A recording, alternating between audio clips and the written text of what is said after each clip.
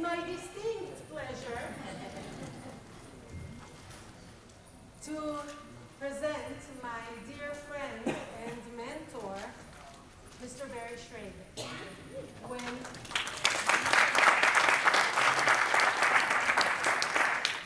When I was a very, very young, right out of college, Jewish professional, and I started working with a Jewish agent for the Jewish agency, Barry's name was one of those that you speak quietly at the corridors of the Jewish agency, because Barry was spearheading at the time a revolution in the Jewish world, one that the Jewish agency was not happy about. But it really transformed the way that the Jewish American community is building relationship with Israel, and the way that the Jewish American community is doing its philanthropy in Israel. And we have Barry to thank for that. We have Barry to thank for the partnerships. We have Barry to thank for so many things, because in his 31 years of having the Boston Federation, he never stopped, not for 1 second, as his wife can testify. So before we dive into today's discussion, please, Barry.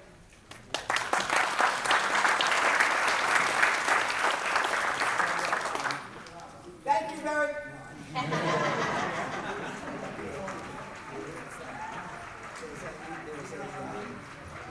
There was a TV skit where somebody has somebody next to him, and he says something about yells at every people. Well, what we can do is try to listen closely and you can hear. You do have to yell there. If I take one more step, I'll be off the stage, then you'll hear me scream. But stay as close as you can and do your best, and I'll do my best. So it's great to have you here. I remember the beginning of the IAC. I actually remember being on a plane with Sheldon and Miri, and Sheldon saying he had this great idea that was going to save the future of American Jews and Israel. He said he just came from Los Angeles, and they had started something amazing there. And it wasn't called the IAC then, it was called something else, but he had this idea of making it national and making it important. And he understood why. And he understood that the future of American Jewry and Israel were completely tied together. We have no future without each other. And he knew that you were going to be an important part of that. And if he were here now, he'd be very proud. In fact, I think he'd say the words that Mordecai said to Esther. Here you are in this position, and you know what? Perhaps you were born to be here right now.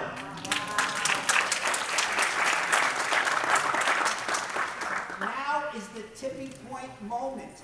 Now is the hinge in Jewish history. Nothing was the same. Everything was one way before October 7th. Everything is somewhat different, maybe even entirely different after October 7th.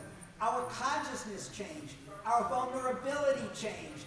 Israel had its own concepcion, which was shattered. Its security shattered. One person said it was as if we learned for 2 days what life is like without having a Jewish state. We are game for hunters, with people running after us, and we have no protection until the brave folks of the IDF actually showed up and fought like hell. And those people who were on the kibbutzim, who were responsible for security, fought like hell to save the day to the extent that they could. And the next miracle was that at the end of that day, all those young people who had been demonstrating, who had real grievances with what was going on, they emerged and went straight into the tunnels. And you know, there were people who said, you know, this is natural, all this demonstrations and the anger and the hostility, because Ashkenaz don't like Sfard, and Sfard don't like Ashkenaz, and Ethiopians don't like other people. We have these deep, guess what? Guess what? The day after this happened, all those deep schisms in Israeli society, do you think that anybody marched into Gaza talking about judicial reform? Do you think any of them marched into Gaza together saying, oh my God, terrible things happened in Tel Aviv when somebody put a machitza up on a Yom Kippur? It's like, are we crazy? Are we completely nuts? The prayer is that this new generation will reform Israeli society and Israeli politics. It must be changed. We can't do what we need to do if those in Israel don't do, at least in part, what they need to do so that we can move forward together. What are our problems in the American Jewish community? I've heard so many things wandering through these halls. You know, so many people were so filled with pessimism. Oh, the next generation of Jews, they're lost. They're all out there supporting Hamas. This is just not true. This is crazy talk. It's not true at all. The vast majority of young American Jews still support Israel. But you got to make a differentiation here. I support Israel. Do I support everything that the government of Israel does? As a leader of American Jewry, am I supposed to support everything that the Israeli government does? It's a lie. When the leftists say the establishment in the American Jewish community won't allow any dissent on Israel, this is bullshit. There's a lot of things to say about what's going on in Israel. At the core, supporting the survival of the state of Israel, being willing to be there, being willing to support, being willing to give, being able to go over when they need us. That's what this is about. And there are many, many, many young Jews who will do that. There's a great example of this. My son is a graduate of Columbia. He's now one of the leaders of the anti-administration of Columbia alum.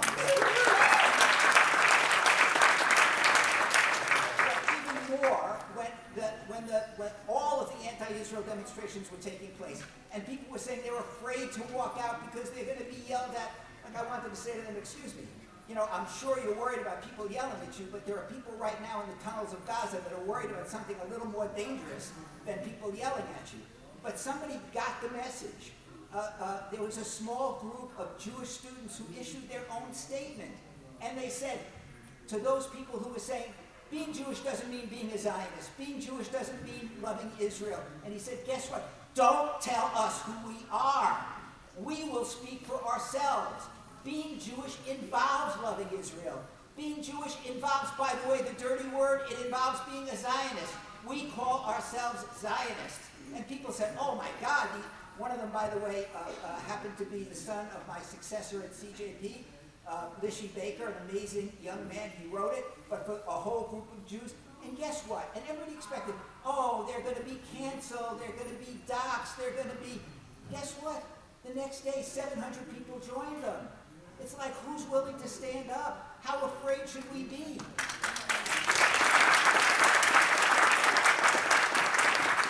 So the first order of business is honor and dignity.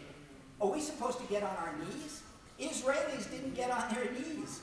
Israelis were willing to fight. There's a great scene in Golda, the movie, where she's arguing with Kissinger. Yeah. Kissinger wants her to give up. They've got the Third Army surrounded, and he says just let them out because the Egyptians will be good. And she says, I want a declaration that they recognize the existence of Israel. I want to know that they're willing to actually recognize Israel by name, not the Zionist entity. And finally Kissinger gave it because of this story. She said, when I was a kid in Ukraine, mobs would come through our town. They would murder and rape and beat every Jew on the street. So my father took us to the cellar to hide out. And she said to Kissinger, she said, I am not that little girl. I am not that little girl.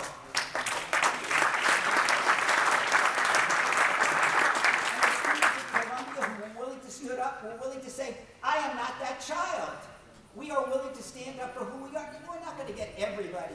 We'll lose a small fringe of young Jews who'll go over to the other side, and it's their lives that will be made poorer, the meaning of their lives that will be decreased.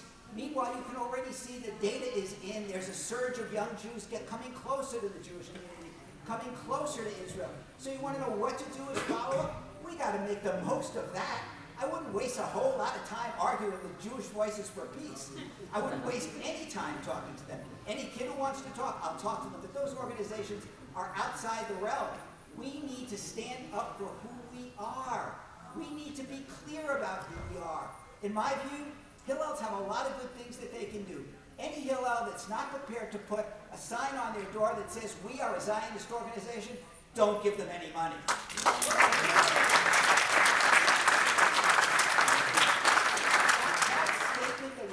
by those kids under great pressure at Columbia University. It should be the model for every organization in the American Jewish community, and certainly every organization on campus. We've got to be able to look. What happened? What saved us? We had the Soviet Jewry movement. It saved us. To get together for something worthwhile. The '67 war, the volunteers who went over there, that's another great opportunity. You want to know what to do? Birthright and a couple of other organizations are beginning to bring volunteers over. Miraculously, in the middle of all that, 7,000 young people went over under Birthright's auspices. 7,000, their aim is 10,000 a year. Why shouldn't we do this? Why shouldn't we say, Israel was decimated. Our identity was decimated. They came after us. They came after our brothers and sisters in Israel. We are going to repair this together. We are going to repair this together. The IAC is in a perfect position to sponsor this kind of stuff. We got to do it together. In other words, the meaning of our lives will be our ability to say that we were with our brothers and sisters. CJP, my federation, started a long time ago with the Boston Haifa connection. Guess what? People have been talking about education here. I'm probably running too long. People have been talking about education. I just want to make a comment on that. I have stood up for Jewish education, anybody who knows me, all my life, with every ounce of my being. However, education alone is not the answer to this problem. Education without an experience doesn't work. How do we find our identity? Not from reading books. Education is not helpful in finding our identity. Once we believe that and feel part of the Jewish people, then we begin to look for what the sources are of being Jewish. If we don't feel part of the Jewish people, we will have nothing. Bear in mind, 60-70% of the next generation of non-Orthodox Jews are children of intermarriage. We are, at Boston, we're totally committed to reaching out to them. But for them to understand their participation in the Jewish people requires an experience. That experience is an experience in Israel. They need, you can have you want to talk to them about narratives, what happened to the Palestinians, what happened to, they ain't listening. Nobody's reading anything longer than a TikTok.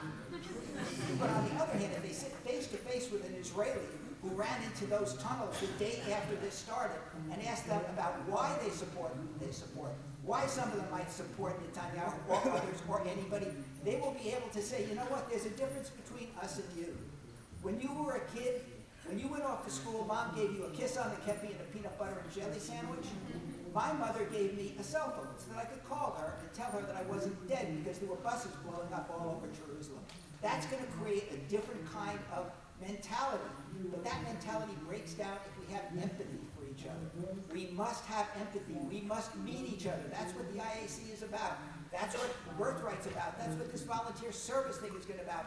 The more we are saving every Jew who gets to sit down with an Israeli and find out. And by the way, when an Israeli says to an American Jew, I mean, I'm sorry to have to say this here, but says to an American Jew, how dare you not vote for Trump? A lot of American Jews have to say, guess what? We have our own interests here. We have our own things that we have to care about. It's not so easy for us as it is for you.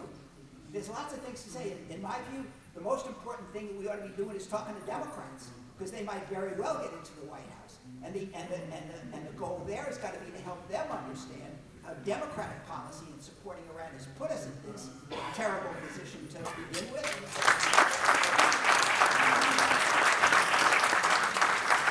We have a former congressman here who's going to make that case as to what we can do through our congressman, through our Democratic congressman, and what the message has to be to them. So let me just close and say this. We're here because of the passion and the foresight of Sheldon and Miri, who wouldn't happen any other way. It was that philanthropy that actually made this happen. We have an enormous amount of work to do. And we have problems. You know, on the campus, it's not just anti-Israelism, it's a web of post-modernity and post-colonialism and intersectionality. It's the operating system of academia. It's far worse, and it embeds within it anti-Zionism and anti-Semitism. But we have to fight all those things. They exist. It's not hopeless. If you believe it's hopeless, you won't do anything. Rabbi Sachs said that there's a difference between optimism and hope. We are not optimists. We can't afford to be. It means we think things will work out. Hope means that we're prepared to work together to make the right things happen. That is hope. This is an election that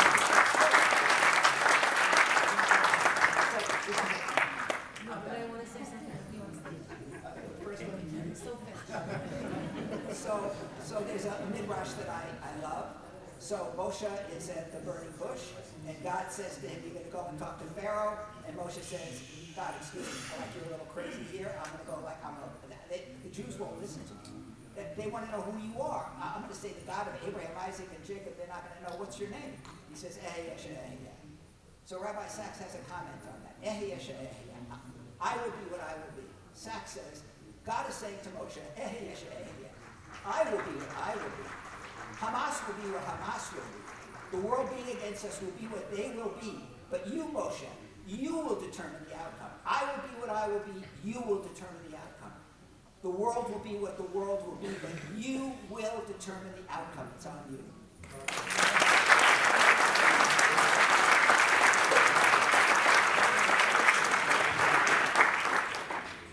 This is exactly why I've invited you to open this panel. Because He's got it. Speak up. I said to Barry, that's why I invited him to open this panel, because your courageous, clear voice echoes throughout the Jewish world. We are so fortunate to have you as a Jewish leader, and thank you for being with us today.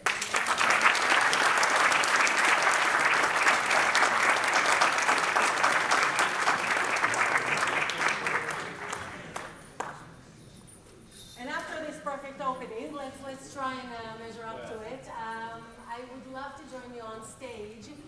Elan Carr, CEO of the Israeli American Council.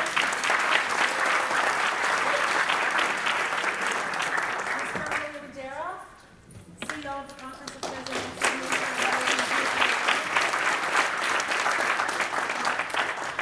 the Sheila Katz, CEO of National Council of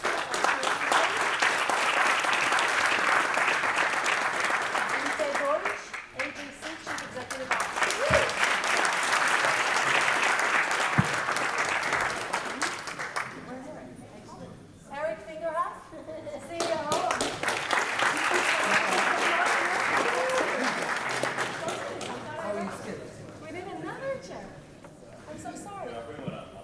Wonderful. Thank you, Eric.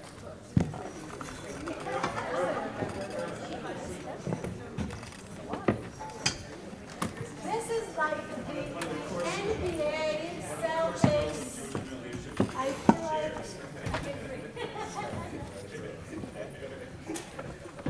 Don't you guys feel like you're the opening fifth to the Celtics final or something? This is amazing. Look at that star-studded.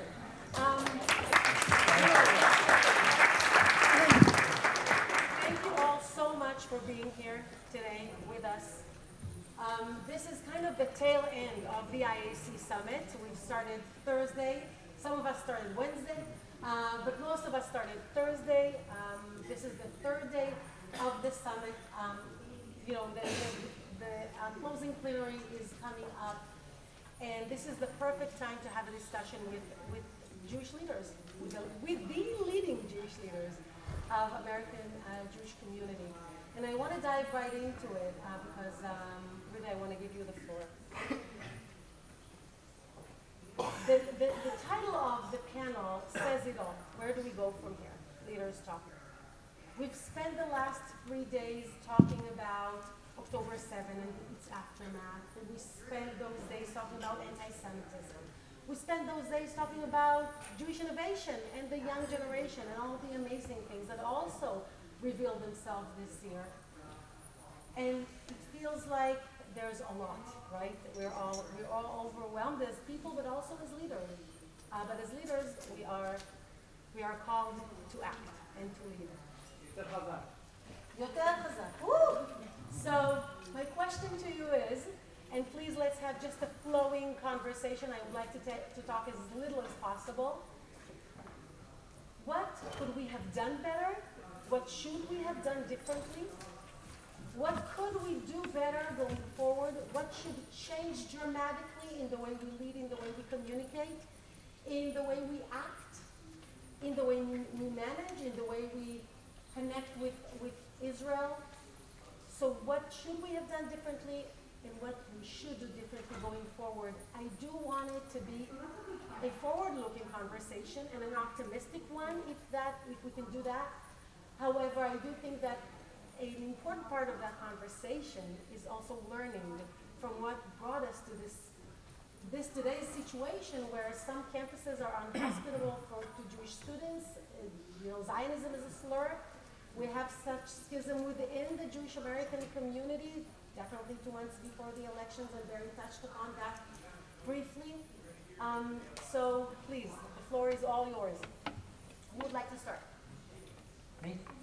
Me? I'm the host? I'm the host. You are. Well, first of all, I want to say that it's a very special honor for me personally and for IAC to have these leaders here with us today. You should know.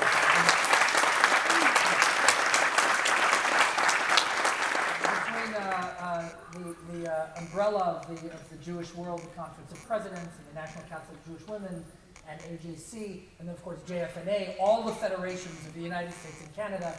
I mean, it's really amazing, and we're grateful that you're here with us today. I think, it's a great question, Lital, because it's good for Rosh Hashanah. We're in Elul. And so we look back on and do tshuva, but really it's all prospective, right? The only reason why we're reflecting on our not even misdeeds, but on our weaknesses of the past year is to be better in the next year. So I love your question, and it fits the month we're in. I think that it depends what aspect of the Jewish condition we're talking about, and so I'll address only two. One is certainly the anti-Semitism, which has really, really taken root virally on campuses. And here really I think many Jewish organizations were asleep at the wheel. And by the way, that's not placing blame. There was good reason to be asleep at the wheel. It wasn't always apparent. If you weren't in the middle of it, you might not have seen it. I can tell you now, putting on my other Jewish organizational hat pre-IAC, I was the international president of AEPI, and supervising 10,000 students on 180 campuses taught me a lot about what was happening, and it didn't start on October 7th. It started a long time ago, and with Durban in the 2000s, in the Second Intifada, it became very bad. And it got worse and worse and worse. And the question I got a lot after October 7th is people would say, did you know how bad it was? Did you have any? I can't believe how bad it is. And I would say, well, yes, actually, I did know how bad it was. And our kid, the API kids were on the front lines for years. So I think that was a mistake. I wouldn't call it a failing. I think it was an error. It was a mistake. We didn't see it. And I think had we seen it sooner, we would have fought it sooner. We would have created the institutional interoperability. We would have created all the mechanisms. We would have worked with government. We would have applied pressure. We're doing all those things now, and we're working together very, very well on that, but I wish we had done it 20 years sooner. The other aspect of the Jewish condition that I would address is education, and we talked about this in the beginning of the roundtable discussions. I really think a grave and life-threatening weakness of the American Jewish community is the percentage of Jewish kids who get a real full-time intensive Jewish education. It's very, very low. And I think that if we are really to confront not only the challenges that face our people today, but if we are to, much more important, because it's not only about dealing with challenges defensively, if we are to capture the potential of the Jewish people, I really think we have to solve this problem. And the Jewish world raises billions and billions and billions of dollars. And meanwhile, we are pricing ourselves out of business. People cannot afford to send their kids to day school. And that shouldn't be the case. I think every single Jewish kid should receive a Torah Jewish education. And it has nothing to do with observance, by the way. You can be observant, you can be not observant, Shabbat, not Shabbat, but at least knowledge, because how can you even deal with the issues of our time if we're not speaking from the same playbook? And by the way, we have a playbook. It's thousands of years old. And if we're not on that playbook, and if we don't know that playbook, then I think we start at a profound disadvantage, both in terms of dealing with challenges and in terms of capturing our potential for the future. Thank you so much. Well put on. It is a pleasure and honor to be here with you all. Honored as well to have my wife here, Heidi, and our chair of the conference, the president, I think Barry Shrage, hit it on the head, which is the big lesson from October 7th for me is the struggle and the pain that comes from divisiveness within the Jewish community. We were tearing each other apart here, there, and everywhere. And October 7th crystallized who we can count on and we can count on ourselves. On October 8th, we looked left and right at our erstwhile allies, the people we had marched with, the people that we demonstrated with and signed coalition letters with, and for the most part, they weren't there with us. And I know Sheila will talk a bit more about that. And the bottom line, though, is that, as Barry said, when our brothers and sisters were walking into those tunnels, they weren't asking what color their kippah was, or whether they were eat kiniyot during Pesach. They were marching as one team, and we as an American Jewish community have been marching that way too. Each of these Jewish leaders who are here on the stage with me, we speak often, and we speak much more often since October 7th. I could go through the list, but I've been on video calls and conference calls with actually everybody, with your exception, this week and dozens of times over the last few weeks. We as an American Jewish community are united. You saw that, and IAC was a big partner with us in the historic November 14th march on the National Mall. All of our organizations were engaged with. And it's that unity that will push us forward. One thing we learned, we had Tisha B'Av just a few weeks ago, and one thing that was apparent to me was that the era that we were living in was an exception. We go from one slaughter of our people after another. We go from one test of our people after another. And the answer is we survive and we thrive. And by focusing on that, I believe we move forward in the future. Thank you.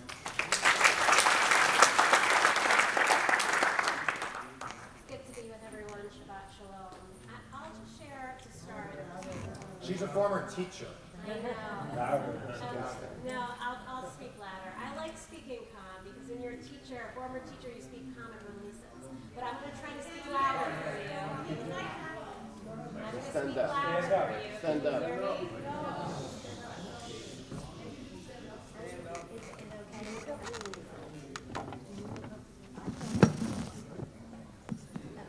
I'm going to use this to make it easier. Yeah, applaud being able to hear. I was going to say, when I was a teacher, you actually learn that if you speak quieter, people listen rather than speaking louder at times. But I'm so happy to be with you. Shabbat Shalom. I'm Sheila Katz. I run the National Council of Jewish Women. The two things I was just starting to say that I'm most proud of since October 7th, and I'll share my reflections on the question. One is, we ran an event with Ambassador Gilad Erdan at the United Nations called Hear Our Voices to raise the voices of those who had been silenced, particularly women who died after being sexually assaulted by Hamas. That event in itself, with the help of Sheryl Sandberg and Hillary Clinton, reached more than 90 million people and ended up changing media reports from saying alleged in response to sexual violence to calling it fact. And so it's very, very important, and I just want to say one of the reasons it's important to have organizations focused on different identities is in these moments where they intersect to have expertise and draw attention to this. Sexual violence was used as a tool of war, and it's important that we all call it out regardless of our gender. And it was very important, as somebody who's a former rape crisis counselor, as a result of my work for years at Hillel, where on campus women graduate as survivors at a 20% rate of our college campus, survivors of sexual violence. This was an area I had expertise, and I'm proud that we shifted that narrative, and I wish we didn't have to. But the other thing, as I sit up here with my friends, friends, I've never worked more closely with the people I'm sitting up here with, and I've never worked more closely with, I would say, mainstream Jewish Zionist organizations, as an organization that's known to be a little bit more progressive, even though I don't want to necessarily use that word. Women's organizations and people who fight for women, children, and families, that shouldn't be seen left or right. It should be mainstream. And it's very important that we have a seat at this table. And the reason why is, I think when I look back to some of the reasons why we got here and where we need to go, I think when we look at that tent, the Jewish tent and the Zionist tent, there are some players kind of towards the left. And I actually think I'll count myself in that, need to have a seat at this table. We need to use the word Zionism more. We need to own our Zionism more. We need to be proud about our Zionism more. And our voices, even if we might disagree on a few other things here or there, we got to come together on what we agree on. So the example I just want to give quickly from a conversation I had pre-October 7th that matters in how we got here. Some of you may remember a local group in Washington, D.C. Of Sunrise, the organization Climate Change, wanted to kick National Council of Jewish Women out of a coalition on voting because we're Zionists. This happened pre-October 7th. And it was really fascinating because A, NCGW ran that voting rights coalition, so we weren't getting kicked out. And B, they never came to any of the meetings. So it's just like a thing to begin with that everybody was tweeting very quickly about what should happen. But what was important is there are 200 civil rights organizations in that coalition. One that wasn't Jewish tweeted about it and took out a statement. One out of 200. And so it started a journey for me to go to all of those CEOs, all 200 of them, and have a one-on-one where I sat down and said, help me understand. Like, if it were any other group, would you have said something? Is it just the Jews? Is it that was Israel? What is going on? Right? And I learned a few things, and I'm not making excuses for this. But I learned that talking about Israel felt very scary to them, and that nobody had actually engaged them on it. Nobody brought them to Israel. Nobody talked about Israel. And the progressive organizations they engaged with weren't talking about Israel. If you look at the Jewish Social Justice Roundtable, the other coalition I'm in addition to Conference of Presidents, there's really only 3 organizations that lead on multi-issues with the non-Jewish secular space that are Zionist organizations. National Council of Jewish Women, the Jewish Council for Public Affairs, and the Religious Action Center of Reform Judaism, right? And so we need to do a better job. We need more people investing in that space. We have to talk more about it. But the conversation I had that was really important that I just want to share with you here, that I've taken and hold on to, was actually when I met with the Drum Major Institute, Martin Luther King Jr. III and Andrea King, and talked about what more could have happened even in that space after we were allegedly being potentially kicked out of that coalition. And what they said to me was really important.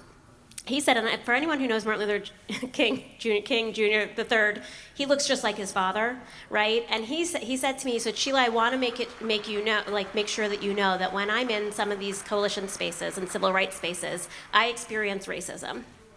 Because the isms of our day are everywhere. They have permeated all of the spaces. And anti-Semitism has also permeated all of these spaces.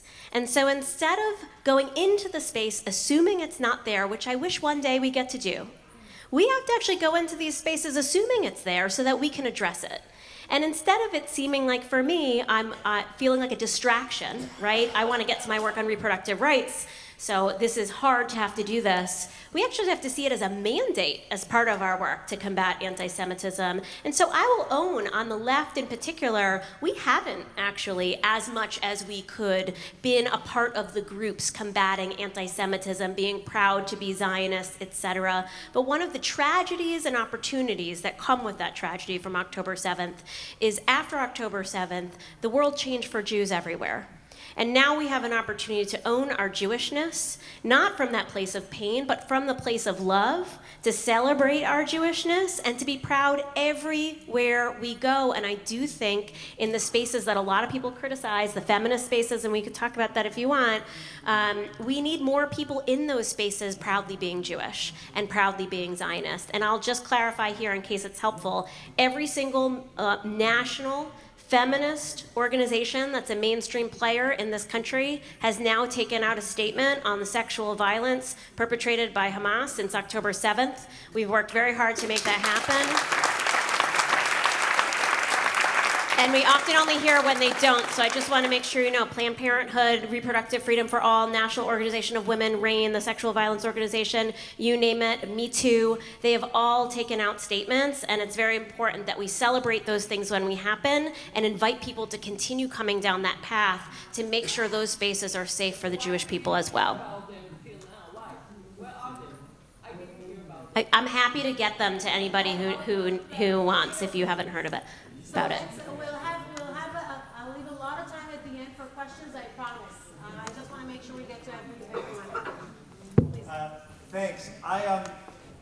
First of all, I'm Ted Deutch. I'm proud to run American Jewish Committee. I was a member of Congress from Boca, so if I didn't speak loud, then none of my constituents could hear me. With all due respect to my friends from Boca who are here, I'll do this really quickly. There are three things I could spend, and we've spent. It's important to spend time thinking about what went wrong. I think it is vitally important for us to focus on what has gone right that we need to build on and think about going forward. And Lital, thanks, and Elan, Mazel Tov on this conference. Kol hakavod to both of you. Kol hakavod to all of you for being here.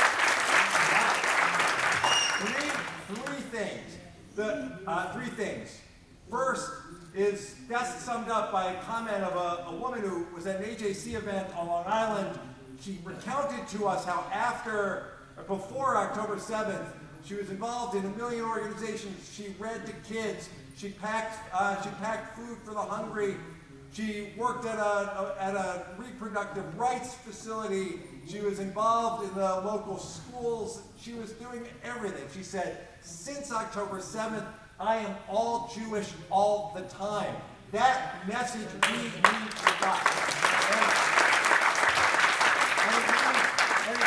And it means that we have to be unified. Unity, and Barry, thank you for the powerful way you always speak. But thank you so much for making that clear. If we allow others to divide us, then our ability to influence the broader world, the wider world outside of our community is diminished exponentially.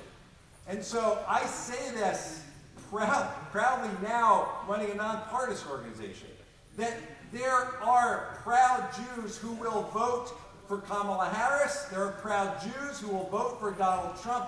The election will come and go. One of them will be the next president, and at that point, all of us must work together to make sure that whoever is in, not just the president, but whoever is in the entirety of that administration understands what is at stake for Israel, not just at this moment, but going forward, the opportunities to expand the Abraham Accords, the opportunities to transform the Middle East.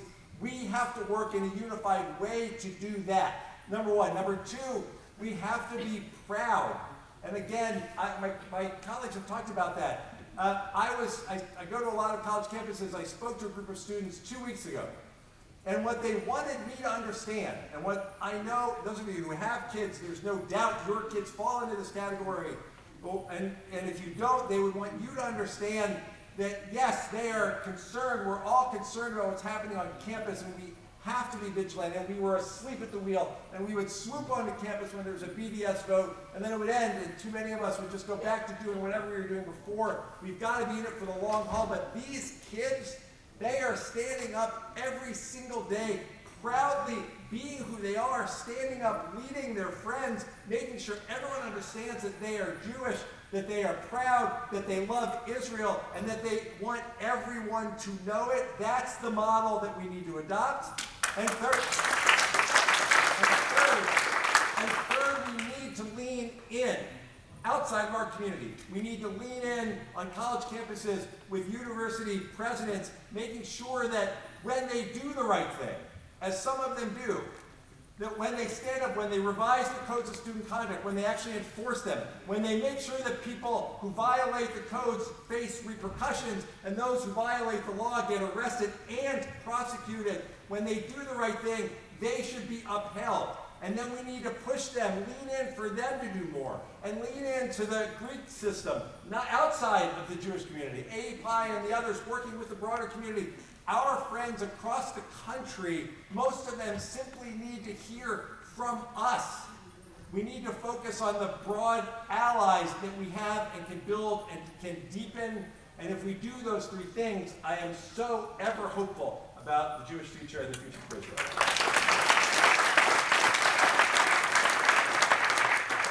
So Ted and I are former legislators, so he knows that one of the things we always say at the end of a debate is everything's been said, but not everybody has said it yet. So I will, true to tradition, still speak my piece, even though pretty much everything's been said. Give one more round of applause to Elan and I.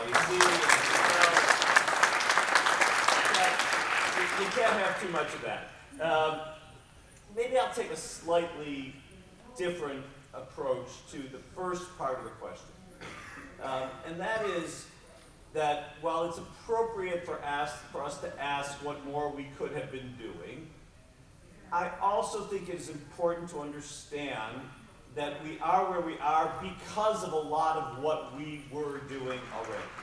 You know, Barry talked about the fact that a majority of American Jews, including, by the way, overwhelming 80–90% of American Jews support Israel and its war against Hamas and its justified war, and an overwhelming majority of young Jews do, even today, after all of this, onslaught of negativity that has been on their phones and in their lives, right? And by the way, an overwhelming majority of Americans, all backgrounds, support Israel, and an overwhelming majority of young Americans of all backgrounds support Israel. That didn't just happen, folks. That didn't just miraculously occur. It was the result of intense investment in Jewish organizational life, in our young people on college campuses. Barry mentioned Birthright. For 25 years, we've taken 750,000, approaching almost 1 million, young adults. Barry mentioned Hillel on campus every week.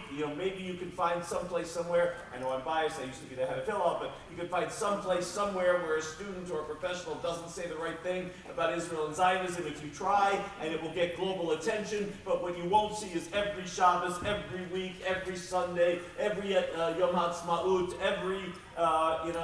every recruiting season for Birthright. The work that's happening on every college campus, and the support of the American government. Ted obviously referenced the next election, but here we are, a year into Israel's longest war since the War of Independence, after protest and protest in every community and in every congressional district, and every time the president and the vice president go anywhere, and yet we have overwhelming support of the American government. Of course, has it been perfect? No, it hasn't been perfect. Have we had moments where everybody on the stage has gone to the White House and gone to Congress and asked for a different direction or reversal of course, but in the big picture, the strongest country in the history of the world probably is supporting the Jewish state in its defense and is not on the other side. And most of us were in the hall when the Prime Minister of the State of Israel spoke to a joint session of Congress not too long ago, and had IDF soldiers on the floor of the House of Representatives, the hall of the greatest democracy in the world, and when he talked about their morality and their heroism, there was a sustained standing ovation in the hall of the United States Congress. That didn't just happen. It happened because of all of our engagement with members of Congress and political leaders in the administration intensely. So let's at least understand. And William mentioned 300,000 people on the Mall. That also didn't just happen. It happened because we had organizations that, like these and others, that had the capacity to respond in that way so that when they looked out at the Capitol on a Tuesday at 1 o'clock, they saw the largest gathering of Jews in the history of America. It didn't just happen, right? I have to take one point of privilege as the head of the Federation System and say it didn't just happen that $850 million was raised in a few months.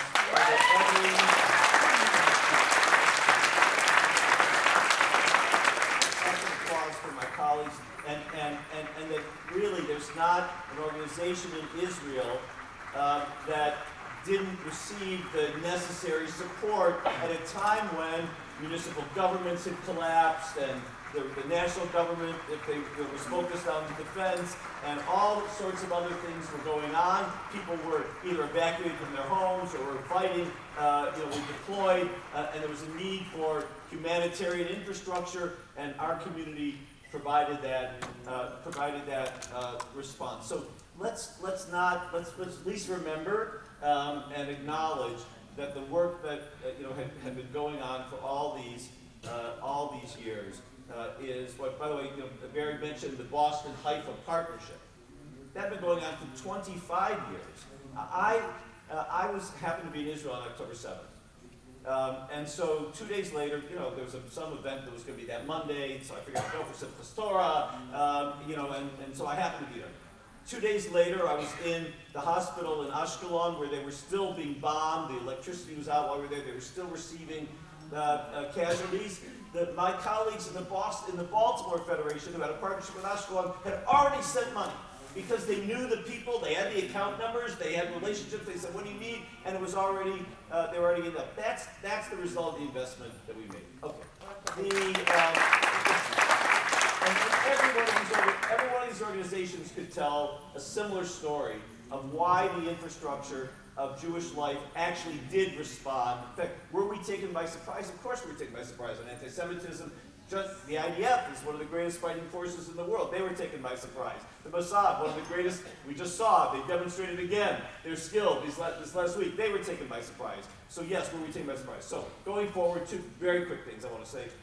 One is, I agree with everything Barry said about engaging with Israel in a new and intense way. Volunteerism, service, going, connecting, bringing a whole new generation of connections and deepening those relationships. We must help rebuild, not just financially, but with our hands and our hearts, and we will. That's number one. Number two, on the domestic side, it's been referenced, but I want to be even more detailed. Yes, we've always focused on our members of Congress, and probably some of us on state legislators, maybe, and some of us on governors, maybe. But we now have to be engaged at every level of civic life, at school boards and university boards and county councils. There have been hundreds of city council resolutions, anti-Israel resolutions, and we've had to bring people to buildings that they didn't even know how to find, right? So we have a level of civic engagement that has to match the intensity of the moment. And match, frankly, what we've done on the physical security side, where we've raised our level of intensity since Tree of Life in recent years, and we have to do the same thing on the civic engagement side.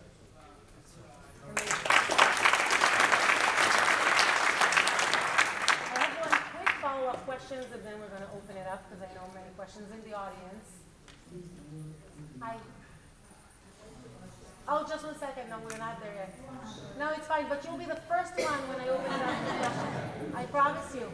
Stand next to Ayelet, so I won't have to look for you. One quick follow-up question, which is, a few of you mentioned the March in Washington, and a few of you mentioned the collaboration. And my question is, how do we maintain this momentum for the long run? Because October 7th is still so raw, it's almost like it's palpable. So yes, we are more united now. How do we maintain that unity going forward? And people are looking up to you to, what is the language that we should use, right? What is the right terminology? Something happens, is it good or bad for the Jews? Is it good or bad for Israel, right? And a lot of times, something happens in the community, and you have one organization saying, it's wonderful, thank you, Senator, and the other ones are like trashing them, and it creates this even bigger schism within our community. So how do we create a unified terminology, leadership, and how do we maintain that momentum for the long run? I think it is incumbent upon each of us as Jews to put a filter on, to take a deep breath and think about what we're saying. And if the person next to us says something we disagree with, we can disagree without being disagreeable. As we learned on October 7th, as we learned through the history of our people, life is just too short to be carrying around all this baggage. We can be supporting this candidate or that candidate, we can be supporting this legislation or that legislation, but at the end of the day, we have to know in our kishkas that we are one people and that we are stronger as a people when we are unified, and that needs to be our basis of gravity.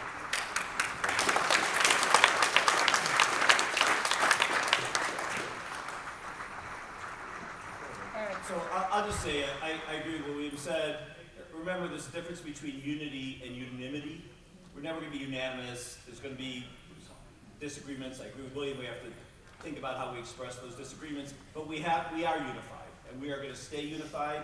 The unity among the organizations up here and others, we work at it, as William said, every day, all the time. There's going to be hundreds of memorial events on October 7th in communities across the United States and North America. We're supporting them, all of us together. We're doing them in a unified way, reaching out. There will be another unity event. You'll hear more after October 7th. There's going to be, we just have to keep working at it. This is a long haul. You know, we're used to short wars. We're used to a 6-day war. We're used to a Yom Kippur war. But we haven't had this in a long time, you know, where we've had to keep it up. And we're going to keep it up with co-ops and with Physic and with unity. We will stay unified. We are. We have to come together around a shared, and I think this has happened since October 7th, and we need to continue with this. But we wind up getting, it's embarrassing saying this, given how I spent so much of my life, but we get distracted by politics. We get distracted by politics. And it happens because this is what everyone wants. It's what the social media companies want us to do. It's what the cable news stations want us to do. Everybody wants the focus to be on politics because when it's on politics, then the algorithm drives people to you, that gets you upset, and that's good for business. We have to, as best we can, focus on the shared concerns. If we can't, for going forward, if we can't stand together, all of us, and understand that behind everything that Israel's facing right now is the Islamic Republic of Iran, and continue to focus on the threat that Iran poses, Israel will be worse off because of it. Our community will be worse off because of it. If we can't stand together and recognize that, yeah, there may be different ways of dealing with what's happening on college campuses, but that we cannot allow on college campuses universities to take action which make Jewish students feel insecure, less safe, unable to voice their opinions.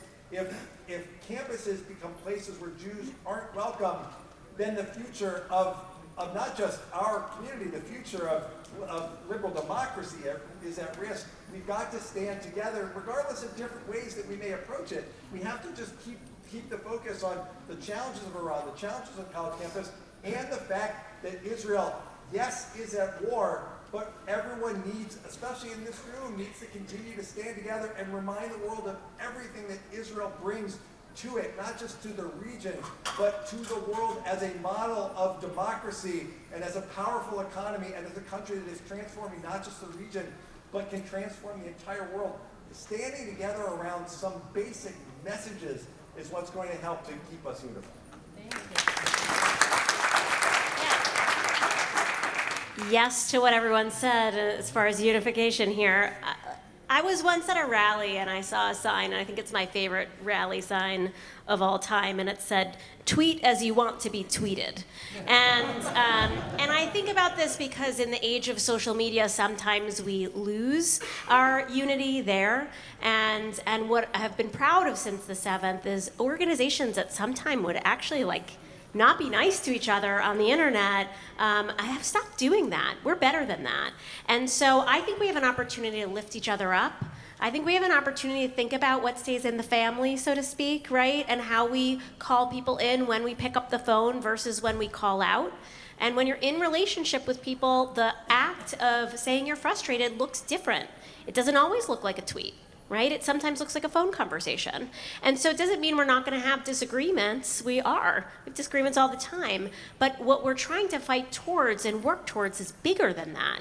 And so we have to figure out how to resolve those issues as they come up in thoughtful ways and come together to make sure that Israel is still here in the future as a thriving, secure Jewish state. And that's something we can all agree on. And so I just think centering what we can agree on, knowing when to call in versus call out, and to remind ourselves, we started by saying I used to be an elementary school teacher, it's pretty basic, the kind of behaviors that we have to be positive with one another and to be kind and respectful. We all know what that looks like, and I'm really proud that right now, among the Jewish organizations, even diverse Jewish organizations that disagree on really serious issues, that we're coming together on what we agree on, because that's how we're going to win. I'll tell you that I can tell you from my vantage point, things are actually very, very good. I mean, in our relationships at the national level, but also in IAC's relationships on the local level with local organizations, not only federations, but local offices, things are really, really good. I've never seen it this way, where we're like, what do you need? Let's do this together. We get calls all the time, even from very large federations, that now call us and say, we want to do this with you. And when we call them, they're like, yes, we're in. And so this is very, very good. In my lifetime, I've never seen so much Jewish cooperation.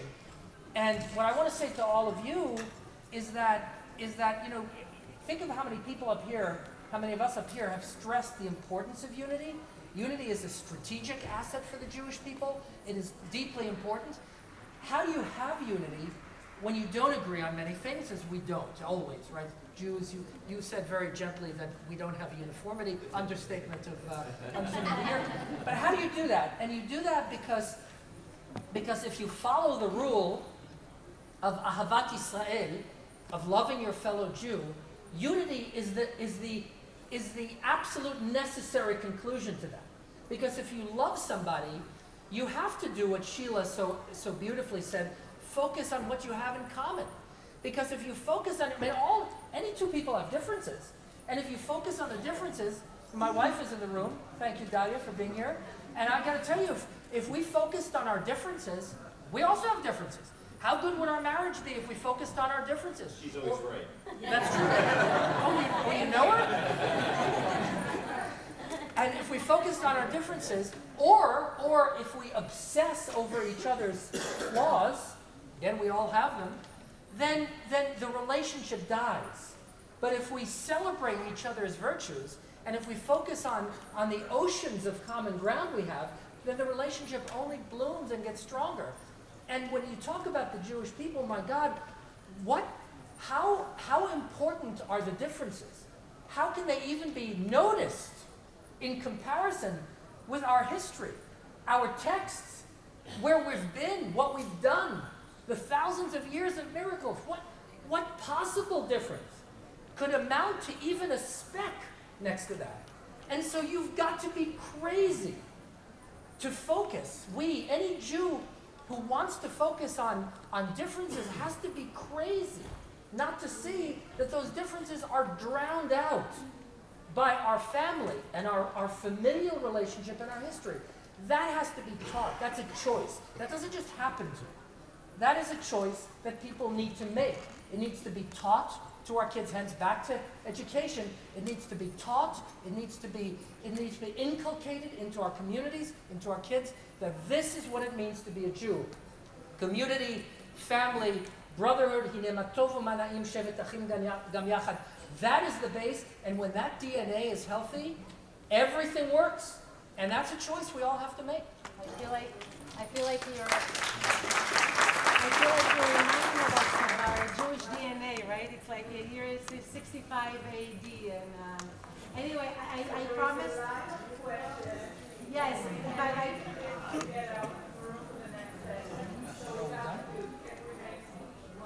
2 questions. I promise the 1 question over here.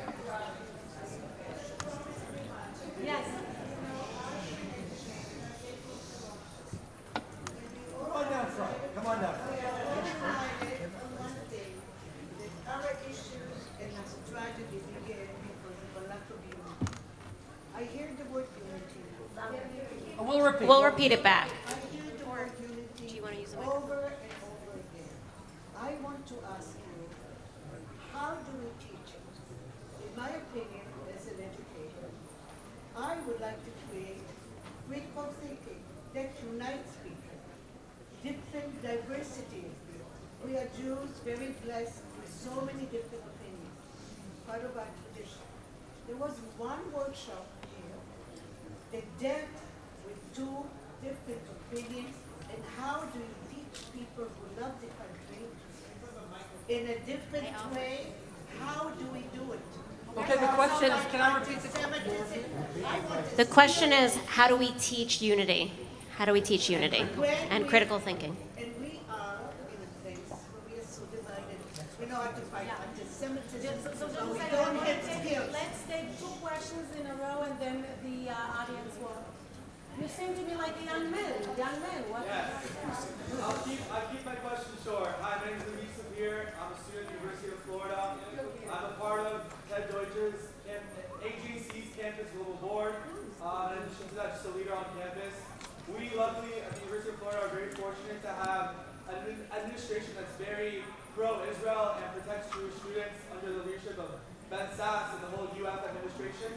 My question to you is, as head of your respective organizations, what can we do together to synergistically work together, despite the fact that there are sometimes tensions between political associations and religious associations such as Hillel and Chabad that don't always work together, specifically relating to commemorating October 7th, as well as the dissemination of information such as guidebooks and tutorials equipping Jewish students with the actual tools they need to combat things on their college campuses. Please. Talk about synergy, COP Everyone looked at me. Yeah, and I worked at Hillel for 13 years under Eric, so I mean, this is the question. How do we do this, right? First of all, we have to model it. Everybody who's here has to model it. I don't always talk about my family in these spaces. I don't know if they love it, but I come from a super right-wing family, and I'm pretty left-wing, personally. I don't always talk about my politics. And I think sometimes I'm in spaces in progressive spaces where they're like, how could anyone be in relationship with somebody who votes this way? Sometimes I'm in other spaces where like, how can anybody do X, Y? You know what I mean? And I'm like, well, I've chosen not to abandon my family, and I love them. Our Thanksgivings are interesting, but I love them. And all of us have people like this, and I think it should be celebrated. It is a skill and a muscle to sit with people that you vehemently disagree with on things and find common ground and find what brings you together. And I could say, thank you, you can applaud that. I want to say this, there is usually a story behind why people feel how they feel. Right? In my family, I'll just go here for a second. When my dad became like a slightly more leaning to the right, it was after my mom's MS came out of remission. And he felt that our country failed our family when we didn't have the resources we needed. And it kind of pushed me further to the left. It was the same experience. We have a why behind our what, and we could sit with each other and respect each other and understand each other and understand that our same lived experience pushed us in different directions, but we can still come to a table and love each other. And my dad very respectfully sometimes puts away a hat that sometimes I don't like when I come over to his house. And like, we do things for one another. So what I would like to say this, especially to college students who are here having worked on campus for so long, college does a great job of bringing a real diverse group of people together, putting them on campus, and then segments them out by the people who are just like them, right? You go to campus, you go to Hillel, you go to Chabad right away. You go to the Black Student Movement, you go to the LGBTQ club, et cetera, et cetera. It doesn't do a good job of mixing people back together. And so what we need to do is not get together and say, okay, Muslim Student Association and Hillel, let's get together for the first time and talk about Israel, right? Like, we have to do some low-hanging fruit things to build relationships, common ground, share what we have together. When Ramadan and Sukkot used to fall on the same time, we used to do on campus iftar in the sukkah. right? Bring people together about religion, bring people together around things that you share. I'm not saying it's always going to work. I'm not saying people are going to cross the line, and I don't want to be naive enough to say that right now in the climate we're in that this would necessarily work. But I do think we have to ask why behind people's what. We have to be curious and not just go into conversations to convince people of our perspective. But the best thing we can do if we're trying to build a space of unity is to listen to the person who is in front of you and try to understand them and see if you can look for the holiness in them. And when you can see that holiness in them, then I think you can get to the nitty-gritty or say, ouch, that perspective hurts me because I'm a Zionist and here's why, etc. But we have skipped over in the age of social media for young people today. We have not taught people how to have conversations. And it is actually a skill. Empathy is a skill. So I would just say lean into the uncomfortable conversation. Start from a place that's comfortable enough. And I wish everybody well on the journey to try to find people where they're going to look at you and say, huh, right, what a pair. And for me, I'll just say since October 7th, Eric knows this, like I love Rabbi Moshe Hauer from the Orthodox Union. People do not picture the two of us coming together in spaces and advocating for the same thing. He's my new best friend. But we have been to the Department of Education together. We have been to the Department of Justice together. We have been to Congress together. We have been to the White House together. And having somebody who represents the Orthodox community and somebody who represents just the women's community together actually makes people pay attention in a different way. And so find your person. The answer is the same for both of you. We're taught Kol Yisrael Arvim Zeh B'Zeh. We're all responsible one for another. It's an obligation that we have. But after October 7th, well, we learned how important that is because we realized that we can't look to others to help us. And so there's no reason, and Campus School Board has great opportunities to do this, as you know, there's no reason that we shouldn't be spending time with others in our community that perhaps have been challenged and had issues during the past because we're responsible for one another and because others won't be there for us. That's the sad thing that we learned on October 7th, and it's what leads us to have the kinds of hard conversations to discover the importance of being together that Sheila just talked about. And then can I, wait, I want just, this is a nice close. This is a nice close because you asked about synergy. And I want to give you an example of what is happening on the ground. I cannot even begin to tell you how much help Sheila gave IAC to make this conference possible. I cannot even tell you. Some of the most important speakers at this conference, Sheila brought to this conference. This isn't just pie in the sky theory. When we talk about that we really work together and make a difference together, and now in this post-October 7th climate, you're seeing the results of it right here at the IAC Summit. And so I want to say thank you and recognize Sheila for everything she does. I want to round of applause.